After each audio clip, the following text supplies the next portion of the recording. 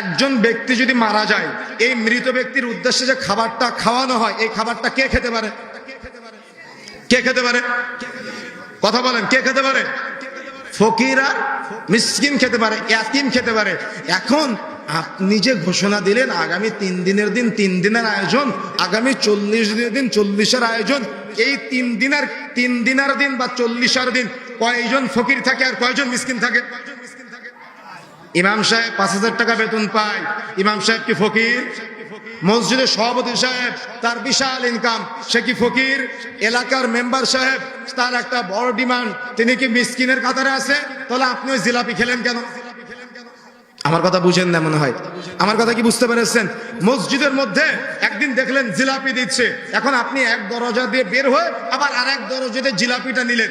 এখন আপনি জানেন এটা রুহের মাগফিরাতের জিলাপি, কেন আপনি কি ফকির? আপনি কি মিসকিন যে আপনি ওই জিলাপি আর মিষ্টি খেলেন? আমার কথা বুঝেন না মনে হয়। কথা কিন্তু আমি সহজে বলতেছি। আপনি যদি ফকির না হন, আপনি যদি মিসকিন না হন, আপনার কি ওটা খাওয়া জায়েজ আছে?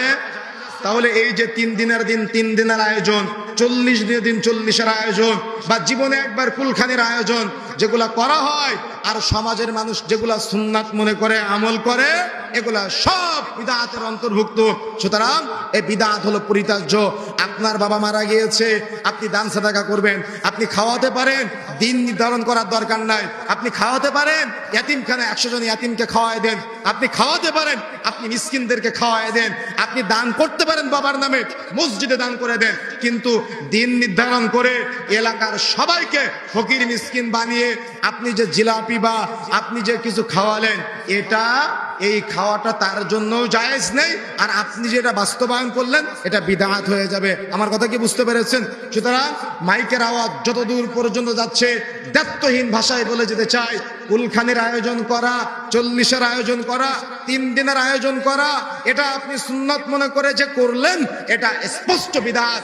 শরীয়তে এগুলার কোনো স্থান নাই। যদি আপনি এগুলা পরিত্যাজ্য আপনার সমাজ থেকে না করেন, বন্ধ আপনার সমাজে না করেন, তাহলে আগামীর প্রজন্ম কিন্তু এই বিদআত কন্টিনিউ করবে, এই বিদআতের মাঝে এসে চলমান থাকবে। সুতরাং সতর্ক হতে হবে, সাবধান থাকতে হবে।